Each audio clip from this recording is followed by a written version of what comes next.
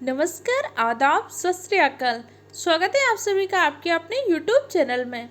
आज सबके बिहार एग्जाम के लिए बहुत ज़्यादा टाइम नहीं बचा हुआ है।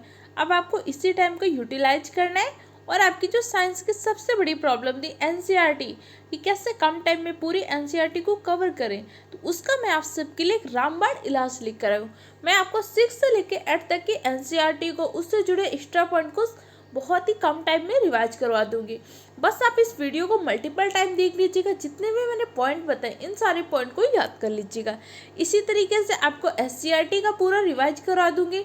इन सारी चीज़ों को देख कर जाइएगा और जो मैंने नोट्स दिए उन सारी चीज़ों को पढ़ लीजिएगा। आप आसानी से क्वेश्चन को सॉल्व कर पाएंगे।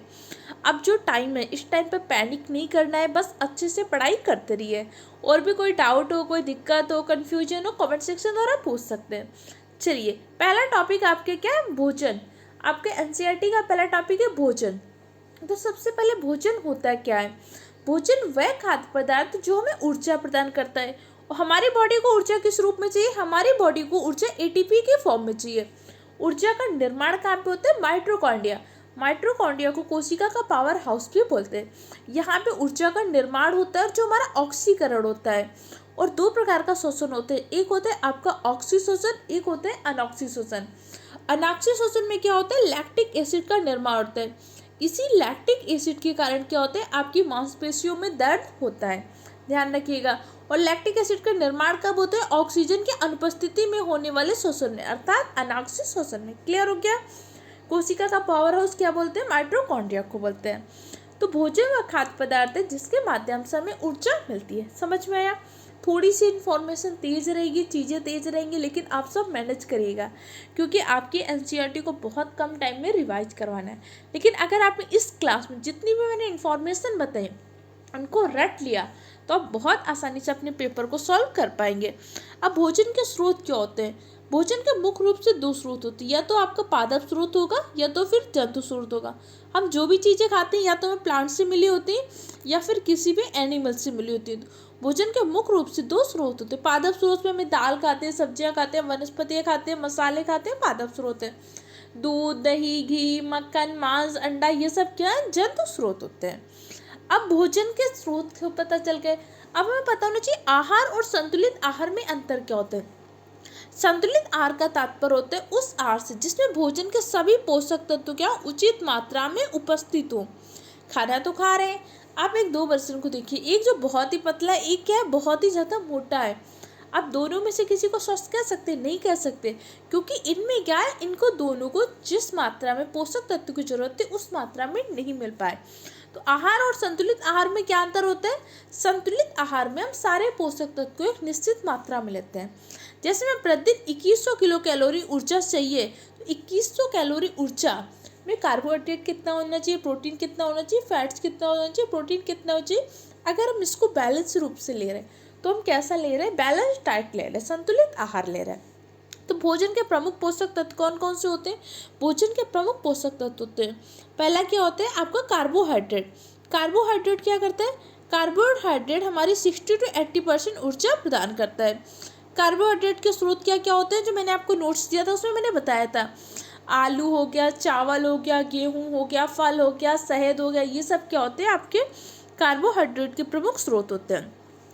अच्छा, शुगर से क्वेश्चन इसमें पूछता है, जैसे ग्लूकोज। ग्लूकोज को हम क्या बोलते हैं? ग्लूकोज को हम ब्लड शुगर के नाम से जानते हैं। गैलेक्टोज, गैलेक्टोज को हम ब्रेन शुगर के नाम से जानते हैं। इन्फॉर्मेशन थोड़ी सी ज़्यादा है, लेकिन सारे पॉइंट को रट लीजिएगा। कोई दिक्कत, कोई कन्फ्यूजन हो तुरंत पूछ सकते हैं। गैलेक्टोज को हम क्या जानते हैं? ब्रेन शुगर के नाम से जानते हैं। फलों में कौन सी शर्करा पाई जाती है? फलों में आपकी फ्रक्टोज शर्करा पाई जाती है। और ये सब किसके पार्ट है? ये सारी चीज़ें कार्बोहाइड्रेट के पार्ट्स हैं। आपसे मान लो क्वेश्चन पूछा कि इनमें से कौन सा शर्करा है या इनमें से कौन सा एंजाइम है जिसके लास्ट में ओज लगाओ, समझ लीजिएगा ये शर्करा है। और जिसके लास्ट में एज लगाओ, समझ लीजिएगा एंजाइम है। एमाइलेज, एमाइलेज आपका एंजाइम है। लाइपेज, लाइपेज आपका एक प्रकार का एंजाइम है। सुक्रोज, माल्टोज, फ्रक्टोज, लैक्टोज, ये क्या एक प्रकार की शर्करा है। तो इस ट्रिक को याद रखिएगा। ऐसे मैं आपको कुछ इंपॉर्टेंट ट्रिक्स और पॉइंट्स भी बताती चलूँगी, ठीक है। अब हमने जाना कार्बोहाइड्रेट के बारे में, जान लिया। दूसरा हमारा क्या होता है? कार्बोहाइड्रेट के बाद प्रोटीन होता है। प्रोटीन क्या करता है? प्रोटीन कोशिकाओं की मरम्मत करता है, क्षय करता है। इसीलिए जो बॉडी बिल्डर्स होते हैं ना, क्या करते हैं, प्रोटीन शेक लेते हैं, इससे उनके मसल्स का निर्माण होता है। प्रोटीन के मुख्य रूप से स्रोत क्या होते हैं, दूध होता है, सोयाबीन होता है, अंडा होता है, पनीर होता है, ये सब प्रोटीन के मुख्य रूप से स्रोत है। प्रोटीन के बाद क्या होते हैं, फैट्स। और वसा के जारण से कितनी ऊर्जा मिलती है, तो 1 ग्राम वसा के जारण से हमें 9.2 कैलोरी ऊर्जा मिलती है। लेकिन हमारा शरीर फैट की एनर्जी का यूज नहीं करता है। हमारा शरीर क्या करता है, कार्बोहाइड्रेट की एनर्जी का यूज करता है। 1 ग्राम कार्बोहाइड्रेट के जारण से कितनी ऊर्जा मिलती है, 4.2 कैलोरी ऊर्जा मिलती है। प्रोटीन के बाद क्या होता है, प्रोटीन के बाद आपका फैट्स होता है। फैट्स के बाद हम डिफरेंट टाइप के विटामिन होते हैं, जैसे vitamin A, vitamin B, vitamin C, D, E, K, ये डिफरेंट टाइप के विटामिन होते हैं। विटामिन क्या करते हैं, एक तो हमारी रोगों से रक्षा करते हैं, दूसरा क्या करते हैं, हमारे इम्यून सिस्टम को मजबूत करते हैं। इम्यून सिस्टम को मजबूत करने के साथ साथ WBC के हेल्प करते हैं। कैसे करते हैं, क्योंकि WBC क्या करती है, प्रतिरक्षा तंत्र बनाती हो, और विटामिन भी क्या करते हैं, आपके इम्यून सिस्टम को मजबूत करते हैं। तो अभी हम डिफरेंट टाइप के विटामिन के बारे में डिस्कस करेंगे। विटामिन के बाद आपका क्या होता है, जल होता है। जल क्या करता है, एक भी ऊर्जा नहीं देता, लेकिन जल हमारे उत्सर्जन में सहायक होते हैं, और बॉडी में जितने नाम के टॉक्सिन होते हैं, टॉक्सिन के निकालने में सहायक होते हैं। जल ताप का नियंत्रण करता है। इसके अलावा जल क्या करते हैं, पाचन में सहायक होते हैं। इसके अलावा आपके क्या होता है, विभिन्न प्रकार के खनिज लवण होते हैं, जिससे सोडियम होता है। सोडियम क्या करता है, सोडियम आपके ब्लड प्रेशर का नियंत्रण करता है। तो जिसको कई बार देखते हैं ना कि बीपी कम हो जाता है, उससे बोलते हैं नमक चीनी का घोल ले लो। और जिसकी बीपी ज़्यादा होती है उससे हम क्या बोलते हैं, भाई नमक कम खाया करो, क्योंकि सोडियम क्या करता है, आपके ब्लड प्रेशर का नियंत्रण करता है। और सामान्य ब्लड प्रेशर कितना होता है, 80/120 mmHg, ये सामान्य ब्लड प्रेशर होता है, ध्यान रखिएगा, ठीक है। इसके अलावा जैसे आपका फास्फोरस हो गया, आपका कैल्शियम होगा। कैल्शियम आपकी बोन्स के लिए और दांतों के लिए बहुत इंपॉर्टेंट होता है। आयोडीन, आयोडीन की कमी से क्या हो जाता है, झींगा नमक रुक जाता है। इसके अलावा आपका आयरन हो गया, आयरन से हीमोग्लोबिन की कमी हो जाती है, एनीमिया हो जाता है। ये सब क्या, विभिन्न प्रकार के खनिज लवण हैं। ये सब भोजन के प्रमुख पोषक तत्व हैं। तो भोजन के प्रमुख पोषक तत्व कौन कौन से हो गए, कार्बोहाइड्रेट हो गया, फैट्स हो गया, प्रोटीन हो गया, विटामिन हो गया, जल हो गया, खनिज लवण हो गया। इसके अलावा एक और होता है आपका फाइबर्स। फाइबर्स क्या होता है, रेशे। जैसे कहते नहीं है कि भाई फाइबर वाला बिस्कुट खा रहा हूँ, ओट्स खा रहे हैं, क्यों खा रहे हैं, क्योंकि इसमें डिफरेंट टाइप के रेशे होते हैं जो पाचन में सहायक होते हैं, और इससे फैट कम बनता है। जैसे अभी क्या हुआ है, 2023 को बाजरे का और श्री अन्न का अंतर्राष्ट्रीय वर्ष घोषित किया गया है। इस टाइप में बहुत ज़्यादा मोटे अनाज पर फोकस कर रहे हैं, और मोटे अनाज को हम किस नाम से जान रहे हैं, मोटे अनाज को हम श्री अन्न के नाम से जान रहे हैं। क्लियर। देखिए, किसी भी यूट्यूबर की, किसी भी टीचर की क्लास लेने का तब फायदा है ना कि ये चीज़ें आप जितने टाइम में रिवाइज कर रहे हैं उससे कम टाइम में आपको रिवाइज करा दे। आप सबके पास भी NCERT की बुक्स हैं, ऐप हैं, और सारे इन्फॉर्मेशन भी आपको है, लेकिन कम टाइम में अगर कोई आपको रिवाइज करवा रहा है, अगर आप इतनी सारी चीज़ें जो मैं अभी रिवाइज कर रही, अगर आप इसको मेरे से कम टाइम में रिवाइज कर पा रहे हैं, तो फिर वीडियो मत देखिए, क्योंकि तब वीडियो देखने का कोई फ़ायदा नहीं है। अब एग्ज़ाम टाइम में आपको किसी के व्यू नहीं बढ़ाना है, किसी के, सिर्फ आपको अपनी पढ़ाई पर फोकस करना है। अगर आपको लग रहा है ये सारी चीज़ें या आगे जो पॉइंट आएंगे आप सबको बिल्कुल तैयार है, तो मत देखिए, किसी और सब्जेक्ट पर फोकस करिए। लेकिन आपको लग रहा है इसमें से कुछ पॉइंट आपके लिए हेल्पफुल हो सकते हैं, तो वीडियो को देख लीजिए, ठीक है। अब हमने इतने सारे पॉइंट समझ लीजिए, अब हम यहाँ पे विटामिन के बारे में कुछ डिस्कस कर लेते हैं। विटामिन क्या होता है, विटामिन प्रतिरक्षा तंत्र को, इम्यून सिस्टम को मजबूत करता है। विटामिन ए, विटामिन ए का केमिकल नेम क्या होता है, विटामिन ए का केमिकल नेम होता है आपका रेटिनॉल। इसकी कमी से रतौंधी और जीरोफ्थेल्मिया नामक रोग हो जाता है। अब यहाँ पे एक जीरो वर्ड को समझ लीजिए। साइंस में जहाँ पे जीरो है उसका मतलब क्या होता है, शुष्क, सूखा हो जाएगा। अब हम कहेंगे जीरो फैट्स, मैंने क्या बोला, जीरो फैट्स। तो जीरो फैट्स वो पादप होते हैं जहाँ पे पानी नहीं होगा, वहाँ पे उगते हैं।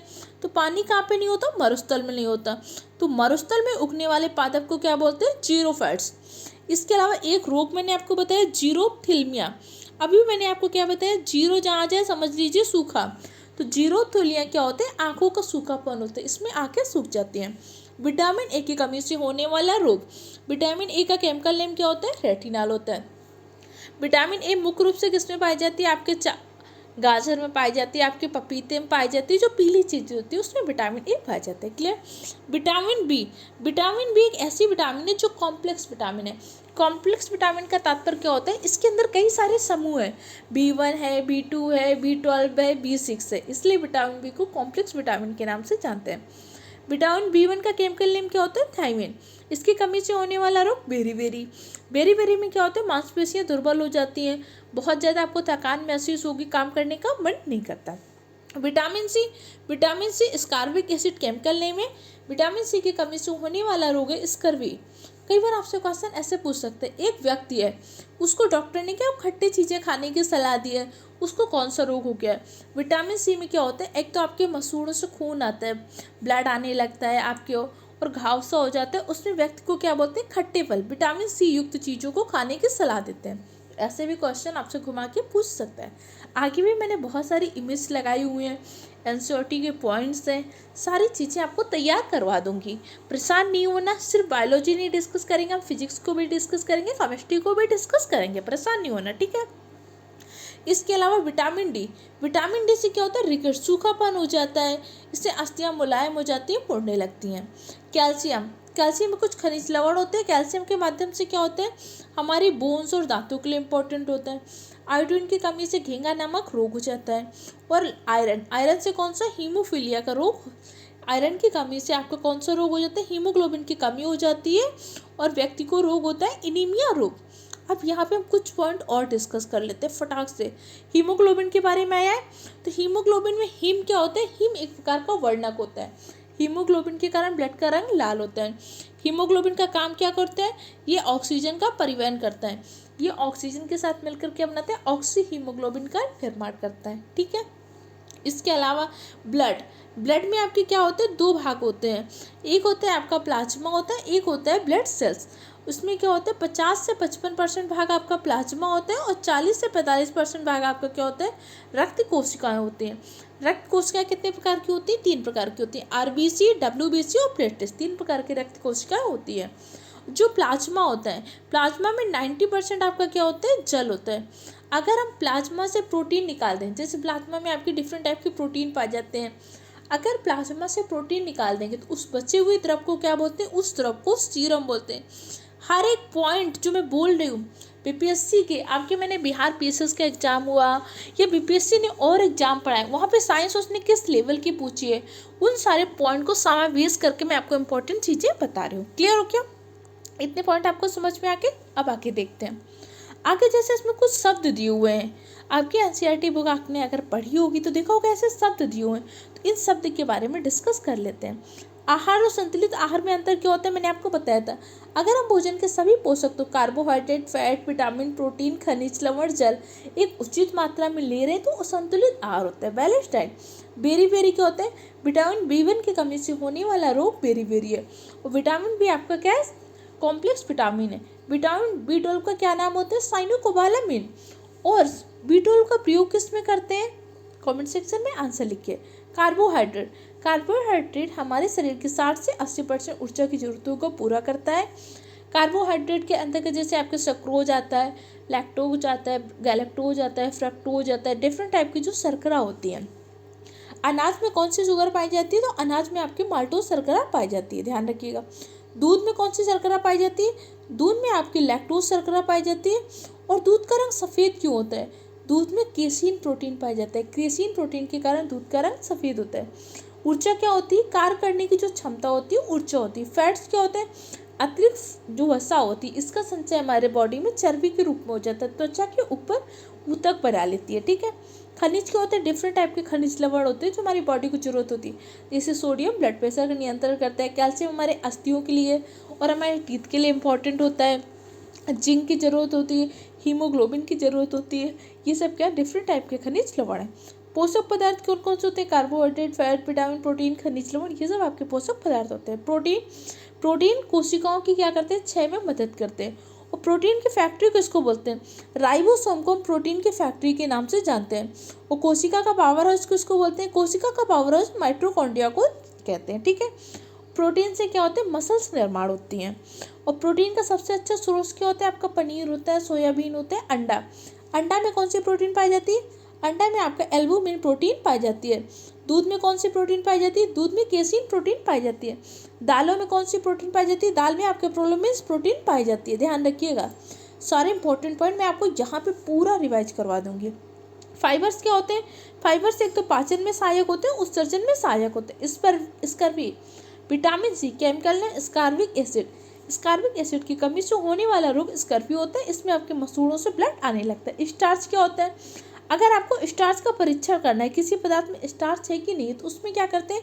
कॉपर सल्फेट का तनु विलयन डालने पर अगर वो पदार्थ नीला या बैंगनी रंग का होता है तो इससे पता चलता है कि उसमें क्या है? स्टार्च की उपस्थिति है। ध्यान रखिएगा। विटामिन, डिफरेंट टाइप की विटामिन होती हैं जो हमारे प्रतिरक्षा तंत्र को मजबूत बनाती हैं, हमारे इम्यून सिस्टम को हेल्प करती हैं। जैसे vitamin A, B, C, D, E, K. इतने सारे पॉइंट को हमने डिस्कस कर लिया। इसका आगे को हम नेक्स्ट पार्ट में डिस्कस करेंगे। तब तक के लिए चैनल को सब्सक्राइब कर लीजिए।